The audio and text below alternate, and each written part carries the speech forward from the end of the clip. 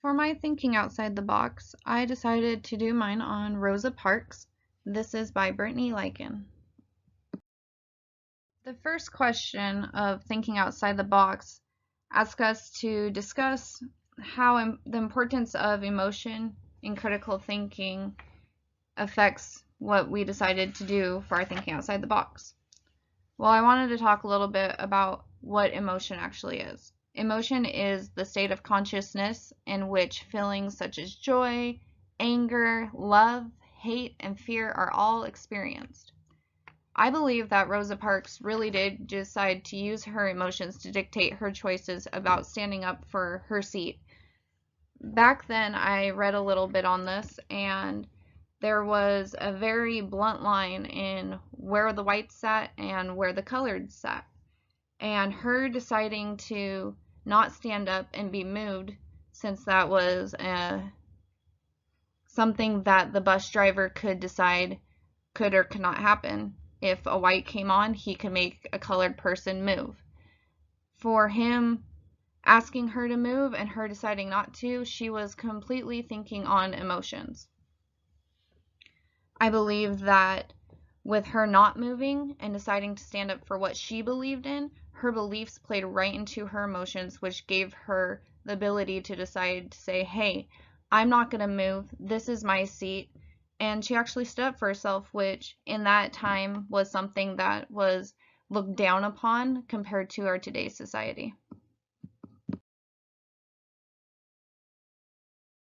I wanted to talk a little bit more about emotional intelligence. Emotional intelligence is the ability to perceive accurately, appraise, and express emotion, which, as we can see, Rosa Parks clearly did. She expressed emotion through choosing not to leave her assigned seat, or not so assigned seat. In her doing this, I believe that she used emotional intelligence rather than causing a huge riot and having this huge uproar or causing a fight. She just simply sat there and looked at the bus driver and said, no, I'm not moving. She took responsibility for what she decided to do, and she used emotional intelligence by not allowing herself to get out of hand. I believe that she took this in a manner in which many people in our society today would not. There would be a huge riot, which emotional intelligence would kind of be thrown out the window. With her, she just simply said no, and they ended up calling the police and arresting her because of it. And her first phone call was actually to her husband, which is kind of interesting. And, a lot of people looked down upon her for what her choices were. But when we really look back at how emotional intelligence has played in a lot of our past history, I feel like a lot of it has been thrown to the wayside.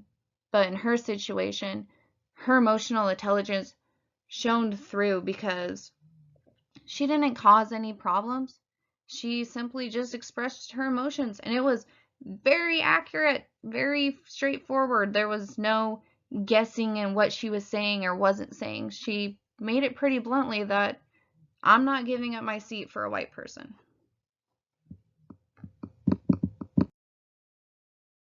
So the second question to our assignment is for us to reflect back on a time that we failed to act on our feelings.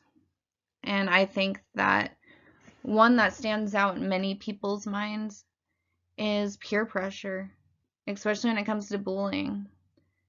I remember very, very specific times that someone was being bullied or treated unfairly, but I didn't say anything. My emotional intelligence told me to be quiet, to not stand up against my friends, the people that I thought were my friends, causing pain on somebody else. I was just quiet. And now having kids of my own, that's something that we stress and don't want to teach them. We don't want to teach them to be quiet. We want them to stand up for themselves, stand up for your friends, stand up for a kid that you don't even know that's being bullied. And I know from experience that preaching is a lot different than when you're in that time. Because I remember being in that time and not saying anything. I remember choosing to keep my mouth shut rather than cause a little bit of a rift between me and the people that I thought were my friends. I went online and I did a little bit of digging into the statistics on peer pressure. And in this one survey that they did, there was only 10% of teenagers that were surveyed that said that they have never experienced peer pressure. And honestly, I think that if kids actually knew what peer pressure was, that percentage would be 0. Because peer pressure could be your parents. And they don't think of it like that because your parents are your protectors. They're supposed to be your protectors. But parents do have a lot of peer pressure on kids. And not all peer pressure is bad. It can be good. And out of that same group, 28% agreed that it boosted their social status by giving in, which is exactly what I did. And it really sticks in your head the older that you get. You know, when Rosa Parks did what she did, it definitely wasn't a spur of the moment thing. You know that she'd been thinking through how unfair the treatment was that they were getting. Her emotional intelligence came to that breaking point where she was either going to fight or flight. And she chose a happy medium to just stand up and say no. I think that if we can get that through some kids' heads, that it's not a right or wrong. You can just say no.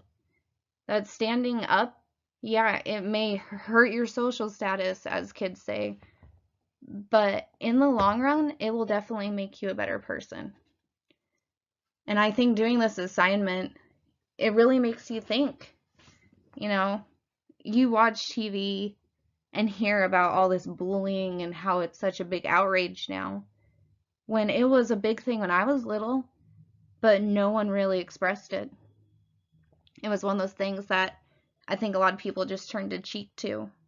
And nowadays it seems to really be in the social highlights.